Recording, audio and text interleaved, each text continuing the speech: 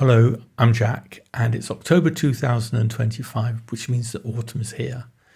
So right at the start of the month, I decided to go for a walk, look at the art. The art in question being street art, which is underneath the railway bridges. It changes every 2 or 3 months, and I think it's looking absolutely splendid. I like street art. I do not like mindless graffiti, but this really kind of cheers me up. Nature's also putting on an art show, the Liquid Amber in Waitrose Car Park and in Pittville Park. Pittville Pump House itself, built in the classical style and with statues in the classical style, I think, of Greek gods and philosophers, so that was very nice.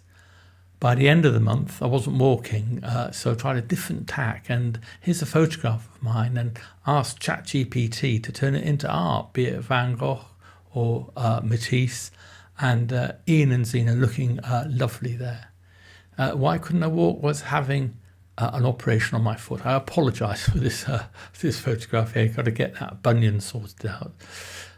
So Mel gave me a lift up in the car as far as the railway station and then into London town.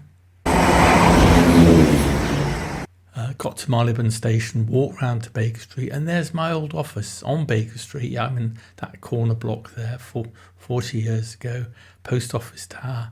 And then the operation, I was there for 3 or 4 hours, but the operation itself only took about 10 minutes. They basically fracture the bones and reset it and bind it really tightly.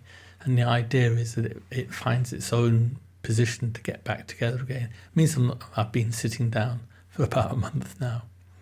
It means that Mel has got 2 boys to look after because Flash has got the cone of shame on. And I have to tell you, Flash is not very keen on the cone of shame and is pretty good at avoiding it. Flash, you're videoing? Yes. Flash is truly fed up with having a cone on. I let it take it off for him to go in the garden. But now to get it back on, I have to use the Mel tactic. Hoodwink him. Which is... Oh, didn't work. I failed. Did he get the treat? Yes, he did. I'll do it again. So here I am now, sitting in my chair, looking out in the garden, and the colours changing all month. The big old tree starting to lose all its leaves, so get the mulching going, push it back into the lawn. That's a good thing too. It does a good job. One of my aces is absolutely beautiful, and this tree of Mel's doing its thing, looking good. The silver birch, the hydrangeas, the blue sticky uppy thingy bob things. Mel basically working hard in the garden, but I'm very worried because she's got a new job. Yes, mowing the lawn. There she goes. Come on. We are mulching. Yes, look, it's mulching very well. Oh, and I think she did such a good job. I might never get that job back again. Anyway, the cherries are all looking good. We've got 4 of them now, which is quite something. They don't quite go red, but they kind of do go a golden colour. The Virginia Creeper, well, that goes red, starting to look spectacular on the cottage. And the fig, yes, this is a fig, that goes yellow. What a beautiful, beautiful leaf.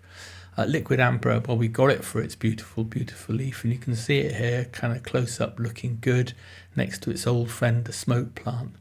I did manage to get out the house a little bit. I could do about 100 yards before it hurt, so one way down Victoria Walk, and then the other way, and it got as far as Imperial Square, and you can see Holster here with all the colours all around him.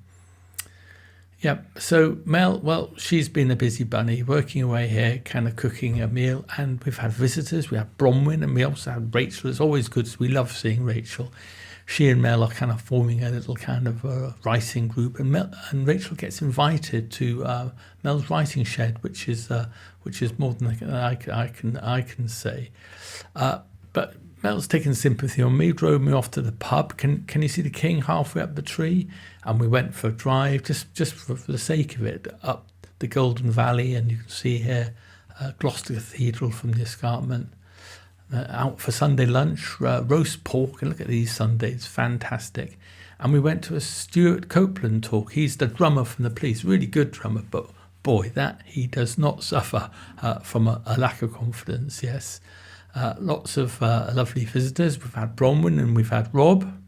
Hiya Daniel, just in your dad's house. If you could sell that ticket for me, that'd be brilliant. Thank you very much. Son I never had.